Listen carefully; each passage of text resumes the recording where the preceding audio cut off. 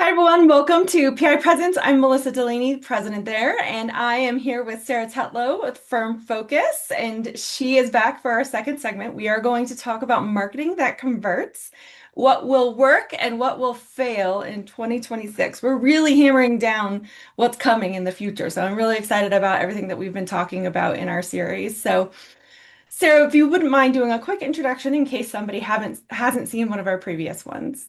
Sure, yes. Hello, Sarah Tetlow. Really happy to be here. I've known Melissa for a number of years, and my space in the legal industry is productivity. So think project management, task, time, attention management, and a specialty of mine is also email management, teaching behavioral change in the inbox. So that is what we do at Firm Focus. Yes, and very well. It's an art form, no Yes. pun intended. So we're going to talk about marketing today, and I think one of the biggest items that most law firms and attorneys, if they're a single shingle firm, Mhm. um, have is a website. And I think that websites are always such a sticky wicket for law firms because they're either next level huge with 5,000 bios because they're an international law firm and they need to have X amount of blogs and all of the podcasts. And then there's the folks who are like, I just need people to find me and call me. So, what are your predictions for, websites that are kind of moving from like a static standpoint, which is, just call me and find me, Yeah. to more strategic, especially for smaller firms? I'm wondering if you have some thoughts behind that. Yeah, and I'm going to certainly welcome your thoughts too, because I know this is your area of expertise. I'll start with what I'm seeing or my opinion, and then I'd love for you to add to it, of course, Melissa. I think the single page or the let's park it and hope they find me strategy is not going to work anymore. In this day and age, you have to stand out. Google is obviously there are pages and pages and pages depending on what they search for. So if someone says, I need a personal attorney, it's going to go by location, but it's going to prioritize. And you can correct me if I'm wrong, Melissa, because you probably know Google, whatever in this particular moment they're Yes. ranking higher, because it changed by the time we're done talking today. Yes. But they obviously are going to prioritize, well, sometimes the paid ads, but the SEO, the standard SEO, standard. Oh, Search engine optimization. thank you. You're welcome. I'm going off of the standard operating procedure, and then I had the wrong word to start with. So, search engine optimization. Thank you. The Yeah, SEO is going to bring you to page one. People do not go beyond page one ever, like ever. So, barely. Yeah. they'll often go past maybe the first, second, or third website if they are just kind of perusing other keywords, but Mhm. they are not going to go past page one. So the park it and forget it websites, there's no wonder you are not getting phone calls because they found you online.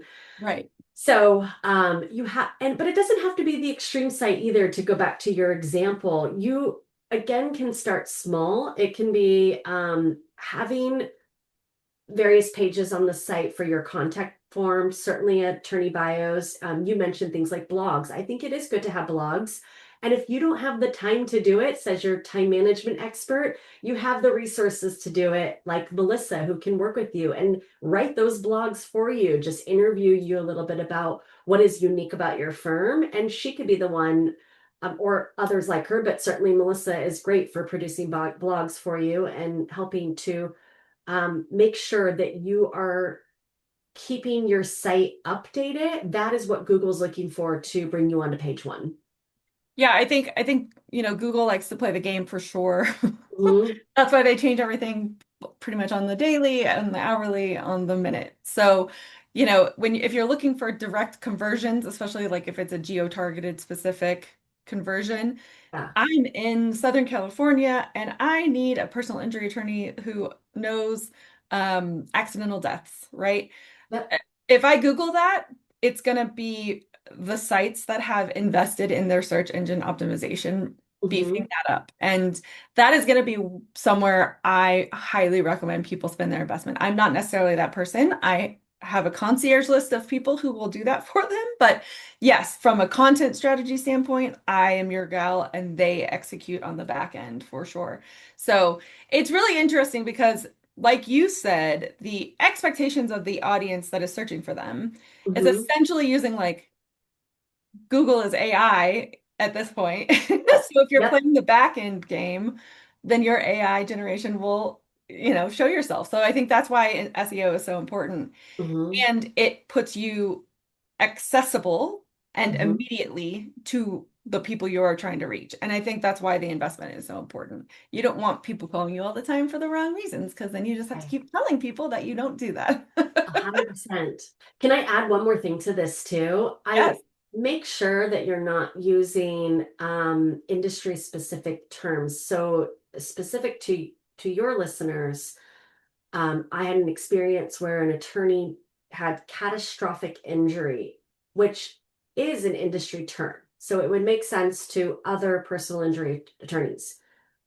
Most civilians are never going to search for catastrophic injury. It's not in their vocabulary. So Mm-mm. if that is what you have on your site for what you offer, that may be, even if you have a beautiful site that you're changing all the time, you are not going to show up if you're calling it catastrophic injury. So make sure, what are the words they use? So Melissa, your example was wrongful death, biking accident. Those are the words that people are using. So make sure those Right. are on. Yeah, great. That's a great pickup. I mean, I think what you have to cater to from a language standpoint Mhm. is sometimes an audience that not as is not as sophisticated as, say, like speaking to other attorneys, right? Right. So you really want to be able to speak their language, and speaking their language in this instance, in this example, is showing how you care and how you helped solve someone's problem. Hmm. So much more so than I check all these boxes. Hmm. Yep. So that's going to be like in my head the biggest takeaway for anyone to get from their websites for 2026 is showing your presence is more important than every single box that you can check from your toolbox. Let's put it that way. Yep. Yeah, no, that's great. Thank you for picking that up. I mean, one of the things that I love to do, and we're doing one right now, is videos. And I love to encourage people to do videos because it shows a different side of you. You are allowed to have organic conversations like we are having, or you can even film short snippets. Everyone's on TikTok, everyone's watching these 30-second clips. Can you do anything teachable for your audience members in that space and also help you stand out, right? Hmm. In some cases, those social media platforms have higher viewership if you play the game correctly Hmm. than your website ever will. Do you So have do you have any thoughts around these videos? And I know social media can be like a sticky wicket, especially if there's kids and in your family and things like that. But from a business standpoint and a storytelling standpoint, let me know what your thoughts are on, short form videos. Does it feel yeah, easy? Does it feel it just I know it depends, but what are your thoughts?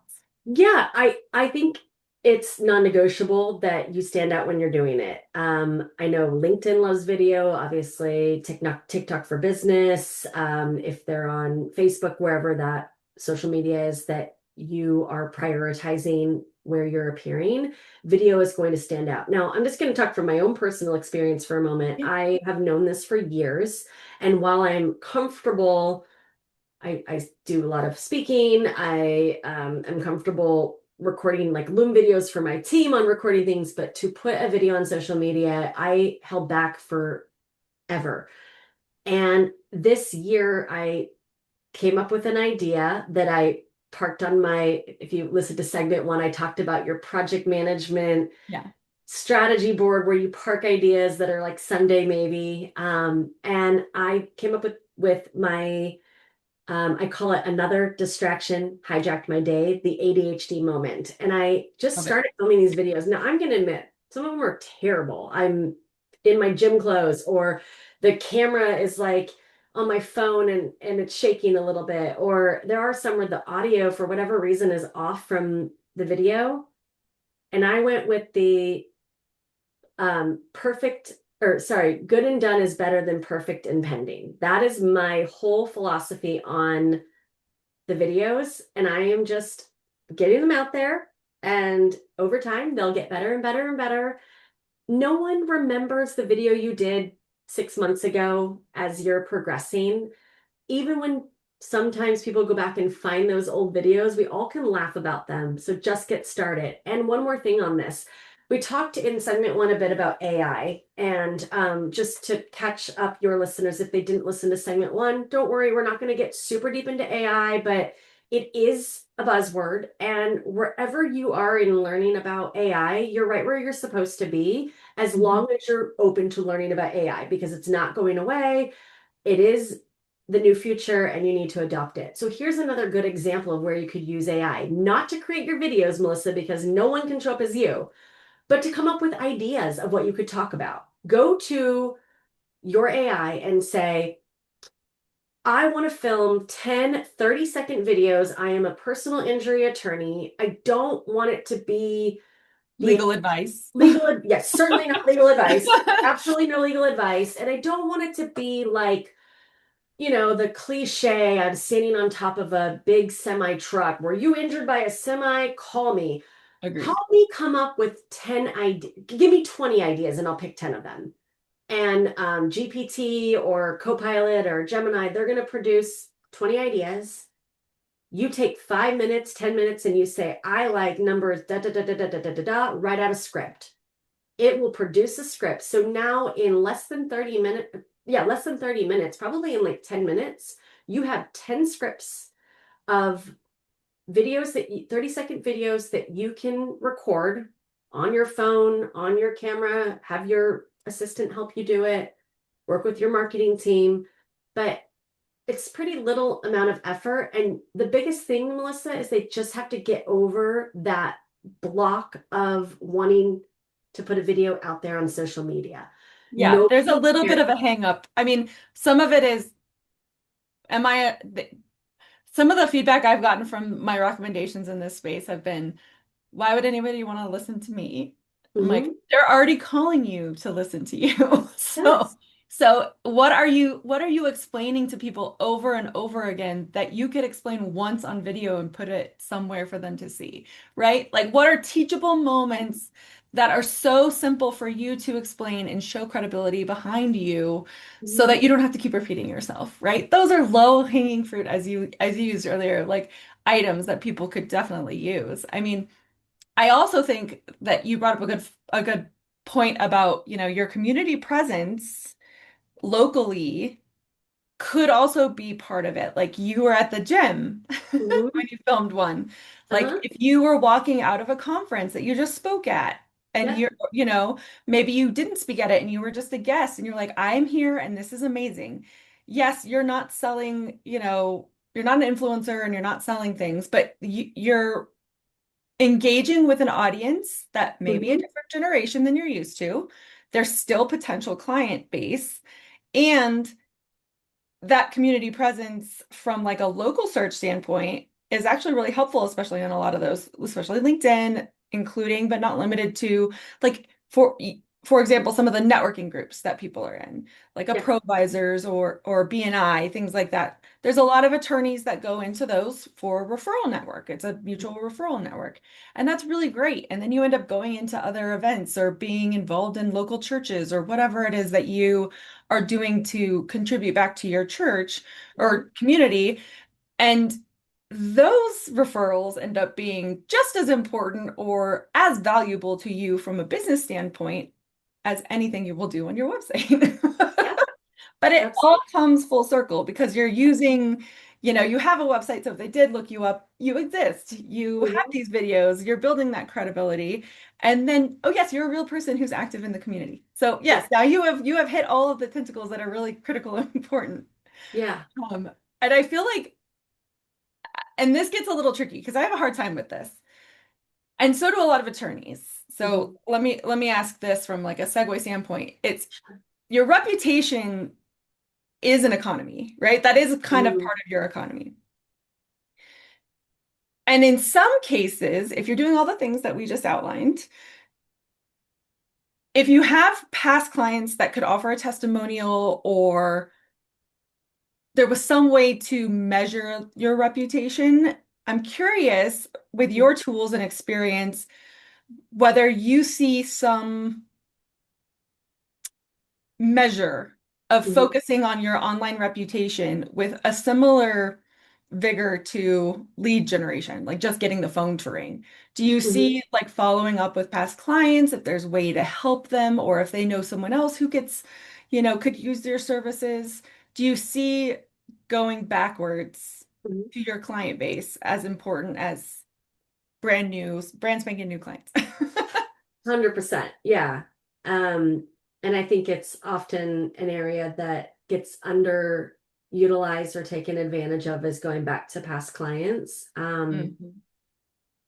And I'm a big believer in like just obviously tracking things and creating a habit and systematizing things. So I use my CRM, my client relationship manager. My team knows that every contact in there should have a follow-up task with a date associated with them. And we have a bunch of different internal keys for are they a client or prospect? Are they a power partner? Are they a other? What are they? And that helps with the systemizing the cadence at which they should be teed up again for a follow-up. Past clients are in there. Of course they are. And they are coded in a way that I make code. It sounds so anti-personal, but this is actually very personal and very touch point relationships because at the end of the day, marketing and business development, as you pointed out, Melissa, it's really about the community, the building the relationships, the staying top of mind. And I really love kind of very quickly touching back on what you just said in summary to the videos and everything. um it's it's all of those pieces together. It's showing up in the community. It's the videos are not necessarily that video you produced is going to be what causes someone to then hire you. It's the accumulation of it makes sure that you are standing out in the market and you are seen as a thought leader. But yes, certainly going back to past clients, and it doesn't need, in fact, I actually don't think it should be, how are you doing? Do you have anyone else you could refer me to? Of It's course. just keeping them on your, if you send out your handwritten, because I just did a LinkedIn poll on what do people think about getting the cards, and overwhelmingly the response has been love getting the cards as a recipient of it, but not the standard print ones that they didn't put any ink No to or personalization. no personalization. So can you send just a personalized card? Did you write down their birthday or their anniversary or their I don't know if it would be Their exchange. kids' names, the college their son is Yeah, going to, yeah, whatever. any of these notes that you can just, Yeah. that's what our CRMs are for, is getting a little organized and saying, and this is again where delegation can come in. If you've got a great assistant, like they can be the ones that are, it doesn't have to. I had one client who was like, well, what if it's not in my handwriting? I'm like, no one knows your handwriting. Like When's the you're last time you wrote something to your client? yeah, you're still putting the thought into it. It's still Right. coming from you. The message is coming from you, the thought. Now, who picked up the pen and wrote with it?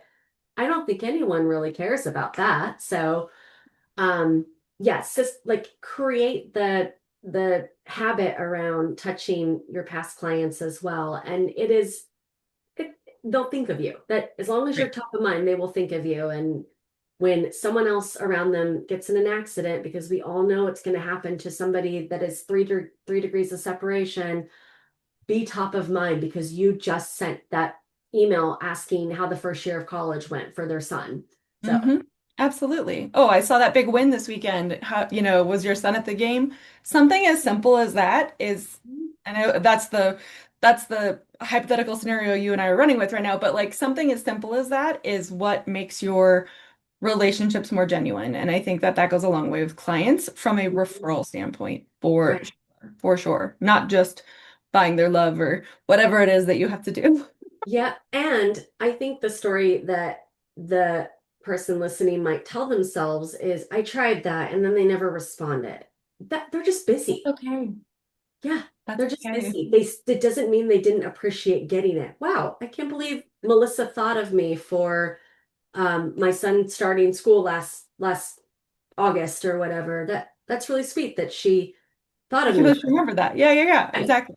Or we all Absolutely. know with email, you're overwhelmed and you think to yourself, oh, I'll reply to that later. And then you forget and then it gets buried. I can help with that, by the way, but it gets buried and then you forgot to respond. And then that doesn't mean you don't want to ever hear from that person again. It still meant something to them. I can promise you Yeah. that. So, Absolutely. And even if they don't, I mean, well, first of all, make sure that you have the correct email and there's not a bounce back. That's important. But yes. if you know it's getting through, or if you know you mailed something and they did receive it and there wasn't an immediate response, but just keep it up because they'll remember it the second time, be like, oh my God, this is the second time they have reached out to me. Yes. I am now the one who needs to do some communicating. And it does set them up for a successful conversation down the line. So Mhm. highly, highly recommend that. That's great touch points. I love that you had that. Okay, this one's good. And I'm curious your thoughts on this because I don't know what my answer would be to be specific. Uh-oh. What marketing habits Uh-huh. or investments should firms drop in 2026? Mm. Okay. What marketing habits or investments? Okay. I'm going to say investment, Google Ads. That's my opinion. Agreed. Agreed. I don't know about you, but as a consumer, when I Google something, and now we have the AI results, but historically, when paid ads would sit at the top, I wouldn't even look at them. No matter what, I wouldn't look at them. I would go to the first organic result, and then I would view below that and select whatever page I'm looking for. I might be wrong. I feel like Google Ads, now that they have the AI results that sit at the top, I don't even think I see the paid pages anymore. Maybe I'm wrong. I mean, there are a lot of things going on from um, an AI perspective. Like if you're on your phone and you're like Googling a divorce attorney, Hmm. those will still come up because those guys are really heavily competing with each other, especially in specific locations because Sure. they go to certain courthouses. And Yeah. I think if you are on your phone and your friend is talking about a divorce attorney and then you Yeah. start getting divorce attorney Yeah. recommendations, you're like, I'm not looking for a divorce attorney. I'm That is a happily married, fear. right? Yeah. Like that's where it gets a little interesting. For another day, a conversation for another day. But Sure. yeah, I don't know. I mean, I think I agree with you. Paid per click ads have been very costly to certain organizations with very low ROI, Hmm. especially as of late. I mean, I know people lived and died by them 6 years Hmm. ago, but Yeah. there's definitely other avenues like TikTok, like correct hashtagging, Hmm. something as simple as that. Yeah. And another thing I think people should stop doing is random acts of marketing. Instead, team up with someone who can do strategic marketing, like PI presence, where they can come in and there is a strategy behind Sure. what it is you're doing with your marketing endeavors. So if you're and this is a lesson I can learn from myself because I feel like I have some system to my marketing, but I still need to have it a little bit more strategic. And that is something to leave behind in 2025. So random Yeah. marketing. Yeah, I love that. That's so good. I mean, it's I want to ask what you think should be new, but I kind of want to tell everyone what I think should be their 2026 thing. And it's something that you are currently doing. You have written a book. Can you tell us a little bit about that? Sure. Um, yeah, so wrote a book. I wasn't expecting that. That's exciting. It's it's called The Perfectly Productive Day. And what this book is, because I'm actually I'll explain it when I explain this book. I'm working on book two. Book one was I got this inspiration about a year and a half ago. I've always wanted to write a book and just never had the right book to write. And then this one came to me, and I just the words came out of my brain and onto paper. It's before the final print. It's about 300 pages, give or take. So it's a good size book, but it's Yeah. looking at like a 24-hour period of what the science and research says as humans we need to be our healthiest, our most productive.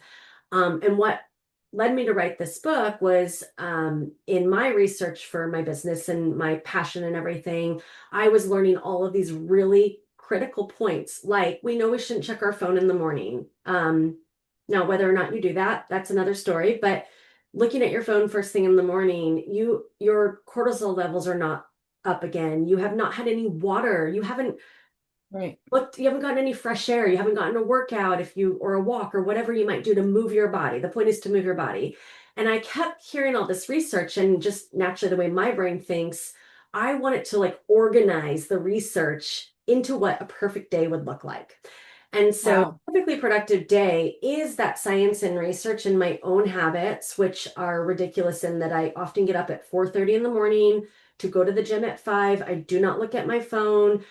But that is because I know the best version of me that shows up to work is the one that drank water before I had coffee, got fresh air, and moved my body. And the schedule at which that aligns for me is getting up at 4:30. I don't love it. I don't love it. There's not a day where I'm like, yay, I get to get up at 4:30.